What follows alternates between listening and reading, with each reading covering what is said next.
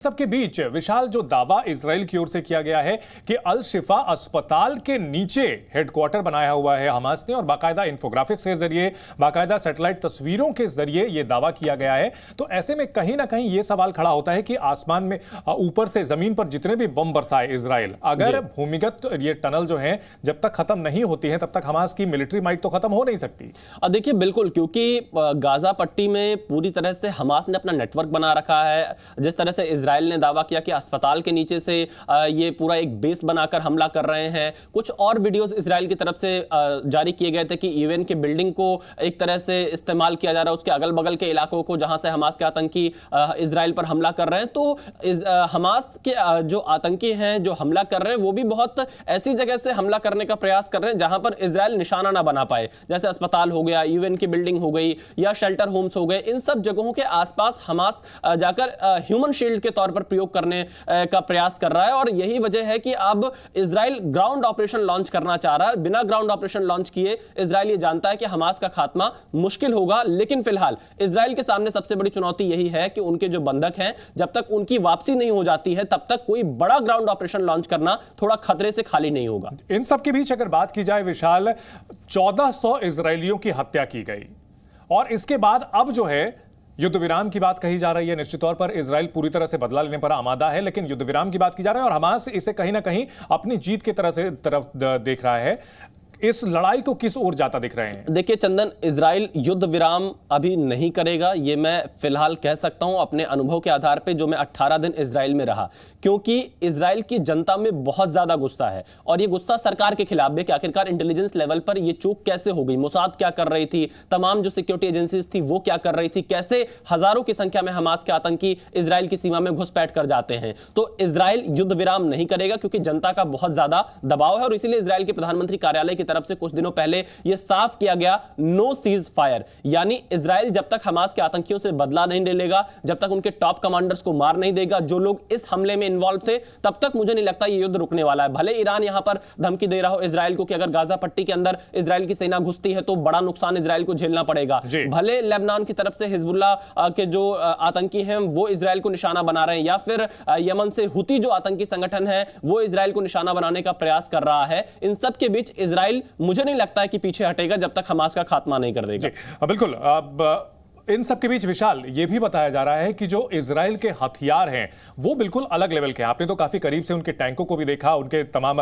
निश्चित तौर पर जो गुप्त हथियार है, गोपनीय हथियार हैं, वो तो आप नहीं देख पाए होंगे, लेकिन जो इजराइल की टेक्नोलॉजी है या इजराइल के लोगों की जो विल पावर है, जो फाइटिंग स्पिरिट है, इसको लेकर के क्या कहेंगे? देखिए चंदन, देशभक्ति इजराइल से बिल्कुल सीखी जा सकती है, क्योंकि मैंने वहां पर देखा लोग जो छुट्टियां मनाने गए हुए थे बाहर, जिन्हें रिजर्वियर के तौर पर आर्मी बुलाती है कि अब आप आइए, आपको देश की जरूरत है, सेना में आपको जाना है, वो लोग तुरंत अपनी छुट्टियां कैंसिल कर अगली फ्लाइट से तेल अवीव पहुंचते हैं और रास्ते में गाड़ी खड़ी कर देते हैं। मैंने वहां हाईवे पर देखा कम से कम 5 से 10 किलोमीटर तक गाड़ी खड़ी है और लोग अपनी गाड़ी छोड़कर तुरंत अपना रजिस्ट्रेशन कराने की मुझे बॉर्डर पर जाना है। तो इस तरह का विल पावर हमने इजराइल के आम नागरिकों में देखा है, और वो सेना के साथ बॉर्डर पर लड़ने के लिए तैयार है, क्योंकि उनको यह लगता है कि अब तक का सबसे बड़ा हमला हुआ है और इस वक्त इजराइल को उनकी जरूरत है, और इसीलिए सेना के साथ जाकर लड़ाई लड़ने के लिए वहां पर सारे युवा जो इजराइल के हैं वो तैयार हैं। जी बिल्कुल। जेडी जी, अगर बात की जाए, आपने वहां के लोगों से भी बात की और उनके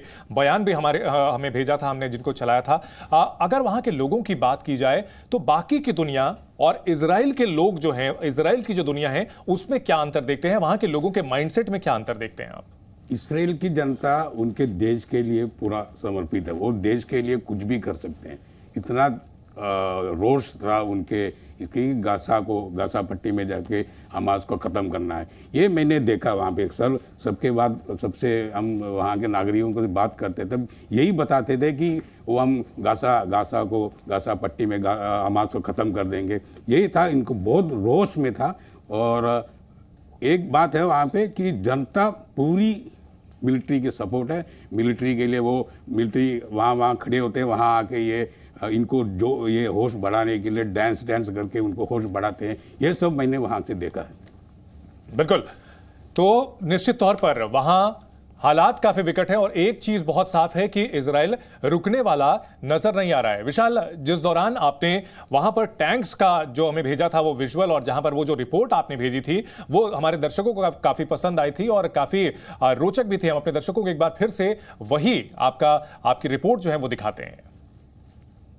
जी न्यूज़ गाजा बॉर्डर पर मौजूद है और गाजा बॉर्डर पर इस वक्त इजरायली सेना के टैंक लगातार आगे बढ़ रहे हैं गाजा पट्टी की तरफ और गाजा बॉर्डर पर इन्हें मौजूद रहने के निर्देश मिले हैं क्योंकि बड़ी संख्या में इजराइल की तैनाती है हमास के आतंकी ठिकानों को नेस्तनाबूद करने की और यही वजह है कि अब बहुत तेजी से ये जो यहाँ पर टैंक हैं ये आगे बढ़ते हुए लाइन से बड़ी संख्या में टैंक आपको यहाँ पर दिखाई देंगे। इसमें इजराइल के सैनिक भी मौजूद हैं और इसके अलावा यहाँ पर मैं देख पा रहा हूँ, देखिए किस तरह से बहुत तेजी से ये आगे बढ़ रहे हैं। हाईवे को पार करके, सड़कों को पार करके ये तेजी से उन इलाकों की तरफ जा रहे हैं जो गजा पट्टी से सटा हुआ, क्योंकि पूरा युद्ध का मैदान है। अलग अलग हिस्सों में यहाँ पर तैनाती की जा रही है इजरायली टैंक की, इजरायली सेना की और यही वजह है कि अब आप बड़ी संख्या में मैं देख पा रहा हूँ ये टैंक्स आगे बढ़ रहे हैं। कल भी मैंने इसी जगह से रिपोर्ट की थी जब यहाँ पर ये टैंक आगे बढ़ रहे थे अलग अलग हिस्सों के लिए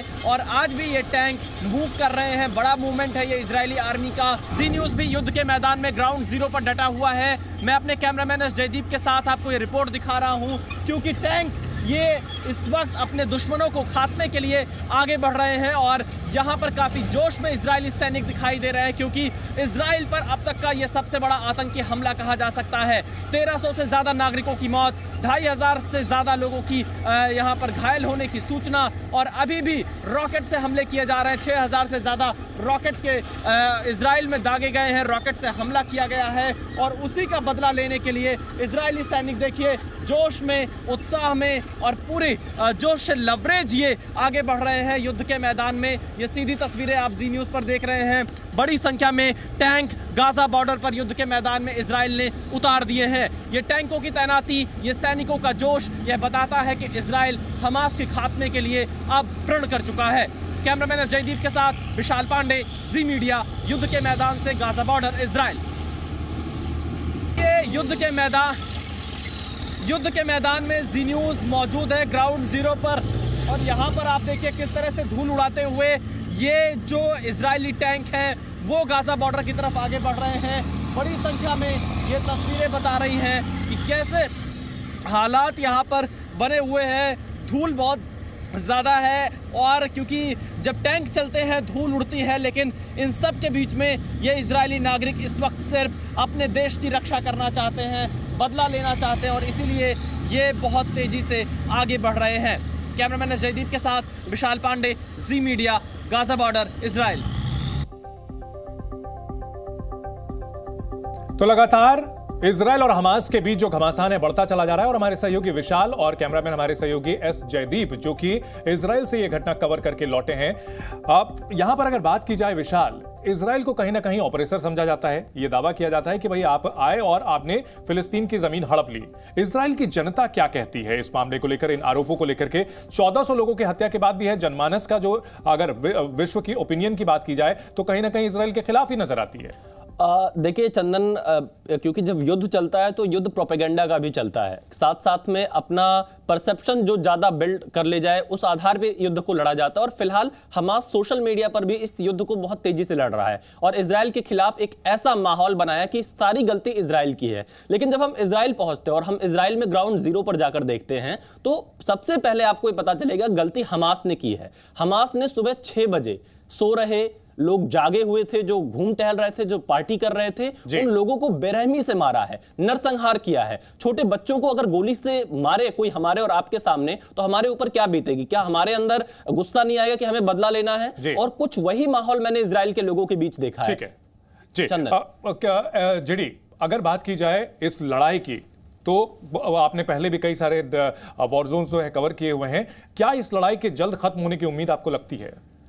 मुझे नहीं लग रहा है कि ये युद्ध जल्द खत्म हो जाएगा, क्योंकि वहाँ हमने देखा है कि हम देख सकते हैं ये इजराइल के आर्टिलरी गन्ने बॉम्बिंग कर रहे हैं वहाँ पे गाजा पट्टी में। हम देख सकते हैं कि यहाँ से आवाज़ आती है, वहाँ जाके घिर जाते हैं। ये सब इनका जोश अभी भी, मुझे नहीं लग रहा है ये जल्द ये युद्ध खत्म हो जाएगा। जी बहुत शुक्रिया आप दोनों का अपने अनुभव साझा करने के लिए।